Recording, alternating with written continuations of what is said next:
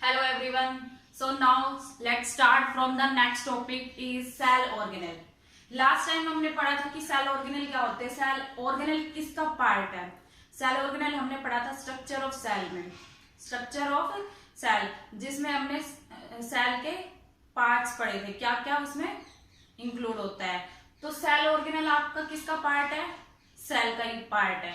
ठीक है, basically cell organelle का क्या रोल होता है, सेल में क्या फंक्शन करता है। जो भी सेल के फंक्शन परफॉर्म होते हैं, जो भी एक्टिविटी होती है सेल की, चाहे वो उसकी ग्रोथ हो रही हो या फिर उसमें डिवीजन हो रहा हो, ठीक है, तो बेसिकली वो किसकी वजह से होता है, वो सेल में जो प्रेजेंट है, क्या सेल ऑर्गेनेल जो प्रेजेंट है उन्हीं की वजह से फंक्शन अगर होते हैं सेल के। ठीक है, अब काफी सेल ऑर्गेनेल प्रेजेंट होते हैं एक सेल में, एक ही सेल में काफी सेल ऑर्गेनेल प्रेजेंट होते हैं, number of cell organelle present होते हैं। ठीक है, और हर एक सेल ऑर्गेनेल का अपना एक पर्टिकुलर फंक्शन भी होता है। हर एक सेल ऑर्गेनेल का एक पर्टिकुलर फंक्शन होता है सेल में।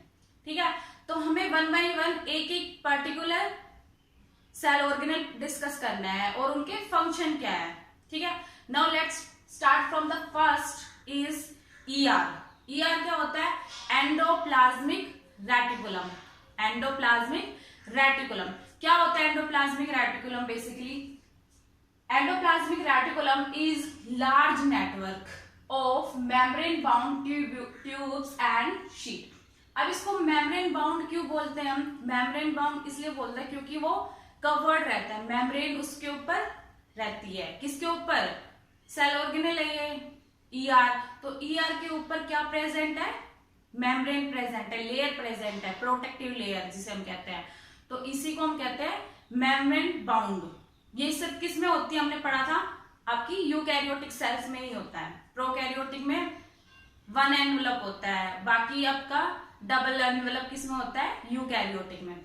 ठीक है, तो जो आपका एंडोप्लाज्मिक रेटिकुलम है किस फॉर्म में रहता है सेल में, लार्ज नेटवर्क की फॉर्म में रहता है, ट्यूब लाइक स्ट्रक्चर होता है या फिर उसको शीट बोल सकते हैं हम। ठीक है, ऐसा स्ट्रक्चर होता है। Then it is similar in structure to the plasma membrane. अब हमने प्लाज्मा मेम्ब्रेन डिस्कस किया था, ठीक है, लास्ट लेक्चर में प्लाज्मा मेम्ब्रेन पढ़ा था। प्लाज्मा मेम्ब्रेन के जैसे ही सिमिलर ही स्ट्रक्चर होता है किसका, ईआर का, एंडोप्लाज्मिक रेटिकुलम का। ठीक है, देन ये सेल में किस फॉर्म में प्रेजेंट होता है, जो आपका ईआर है वो सेल में 3 फॉर्म्स में प्रेजेंट होता है। First is system, second is vesicles and third one is tubules. ठीक है, ये आपका सिस्टमी का डायग्राम है। ये क्या है, सिस्टमी, ये मतलब ईआर की फॉर्म ही है कि एक सेल में ऐसे प्रेजेंट हो सकती है, या फिर वेसाइकिल की फॉर्म में प्रेजेंट हो सकता है ईआर, या फिर किसी सेल में ट्यूब की फॉर्म में प्रेजेंट हो सकता है। तो ये तीनों फॉर्म अगर होती है एंडोप्लाज्मिक रेटिकुलम की, किसमें, इन द सेल। ठीक है, देन उसके बाद जो आपका एंडोप्लाज्मिक रेटिकुलम होता है बेसिकली 2 टाइप्स का होता है, 2 टाइप्स का होता है, जिसमें फर्स्ट है आपका RER and second one is SER. RER क्या होता है, rough endoplasmic reticulum, full form क्या होती है इसकी, रफ एंडोप्लाज्मिक रेटिकुलम। और एसईआर की फुल फॉर्म होती है smooth endoplasmic reticulum, smooth endoplasmic reticulum. ठीक है, तो जो आपका रफ एंडोप्लाज्मिक है उसका एक अलग फंक्शन होता है ईआर का, और एसईआर का अलग फंक्शन होता है सेल में। ठीक है, अब इसको रफ क्यों बोला, रफ एंडोप्लाज्मिक रेटिकुलम क्यों बोला, see ribosome are attached to surface of its membrane. इसकी मेम्ब्रेन होती है किसकी, ईआर की जो मेम्ब्रेन होती है उस पर क्या प्रेजेंट होता है, राइबोसोम, उस पर क्या प्रेजेंट होता है, राइबोसोम। अब राइबोसोम क्या होते हैं, राइबोसोम भी सेल ऑर्गेनेल ही होते हैं, वो हम अभी नेक्स्ट क्लास में पढ़ेंगे कि राइबोसोम उसका भी क्या फंक्शन होता है सेल में।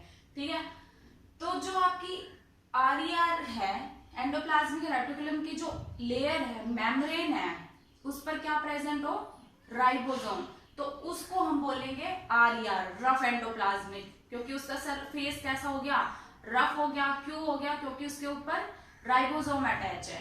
ठीक है, देन जो आपका स्मूथ एंडोप्लाज्मिक रेटिकुलम है, ठीक है, वो डज नॉट कंटेन राइबोसोम, उसमें राइबोसोम प्रेजेंट नहीं होते, उसकी मेम्ब्रेन पर राइबोसोम अटैच नहीं होते। ठीक है, जो आपका रफ एंडोप्लाज्मिक रेटिकुलम होता है वो किस फॉर्म में होता है? It contains flattened sac called cristae. तो आपका जो आरईआर होता है इस फॉर्म में होता है। ये हमने फॉर्म पढ़ी थी ना एंडोप्लाज्मिक रेटिकुलम की, तो आपका आरईआर इस फॉर्म में रहता है।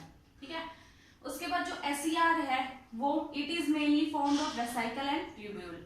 किस फॉर्म में रहता है? वेसिकल या फिर ट्यूब्यूल्स के फॉर्म में रहता है एसईआर। ठीक है, then next is it is specialized to synthesize protein. Basically जो आपका आरईआर है वो किसका सिंथेसिस करता है? क्या सिंथेसाइज करता है? बेसिकली प्रोटीन का सिंथेसाइज करता है, प्रोटीन को सिंथेसाइज करता है। प्रोटीन क्यों जरूरी है, क्यों नीड है हमारी बॉडी को, क्यों सिंथेसाइज करने की जरूरत होती है? क्योंकि उसी से तो हमारी बॉडी बिल्डअप करती है, ग्रोथ करेगी। किससे?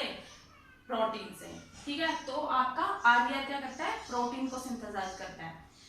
बाकी एसईआर क्या करता है? Specialized to synthesize fat and lipid. जो आपका एसईआर है वो क्या किसका सिंथेसिस करता है? लिपिड और फैट का। ये तो आपका बेसिक था, मेन जो रोल होता है एसईआर का और आरईआर का वो है। इसके अलावा भी काफी रोल होते हैं इनके सेल में, दोनों के, एसईआर के भी और आरईआर के। जैसे आपका ईआर है, बेसिकली वो क्या होता है? सरफेस प्रोवाइड करता है वेरियस बायोकेमिकल एक्टिविटीज के लिए। जो भी हमारी बॉडी में बायोकेमिकल रिएक्शन होते हैं उनके लिए सरफेस प्रोवाइड करता है एंडोप्लाज्मिक रेटिकुलम। ठीक है, बाकी जो आपका एसईआर है उसका एक और फंक्शन है डिटॉक्सिफिकेशन। डिटॉक्सिफिकेशन क्या होता है? जो भी हमारे बॉडी में वेस्ट प्रोडक्ट है, वेस्ट मटेरियल है, उनको बाहर निकालने का काम कौन करता है? एसईआर। ठीक है, तो ये आपका cell organelle ER, endoplasmic reticulum.